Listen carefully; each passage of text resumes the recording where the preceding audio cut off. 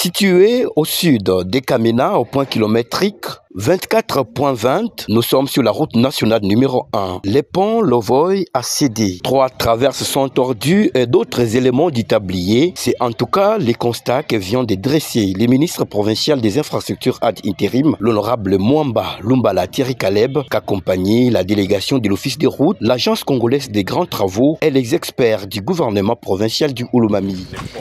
C'est presque effondré parce qu'il y a des traverses qui sont cassées. Donc le pont a cédé, il faudrait qu'il y ait une intervention en urgence.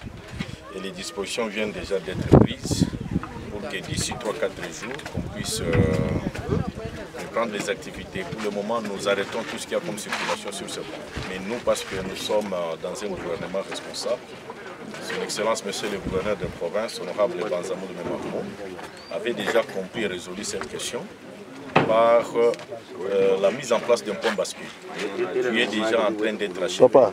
Dès lors que le pont bascule est achevé, tous ces problèmes ne vont plus se poser parce que le pont bascule va trouver des solutions par rapport au tonnage. Le chef de division chargé de la technique au niveau de l'Office des routes Oulomami nous fait un détail technique sur les dégâts causés par ces surtonnages. Là, on a constaté qu'il y a 3 traverses qui sont tordues et 4 éléments de tablier. Hormis ces 3 traverses et 4 éléments de tablier, il y a 2 mâchoires de fixation qui sont déjà qu'on doit remplacer, quelques jambes de force et quelques tirants qu'il faudrait chercher dans le milieu. Et cela est dit au problème de surcharge. On essaie un peu de conscientiser les usagers de la route que nos ponts, les ponts type Bélé, c'est des ponts qui sont à même de supporter que 35 tonnes.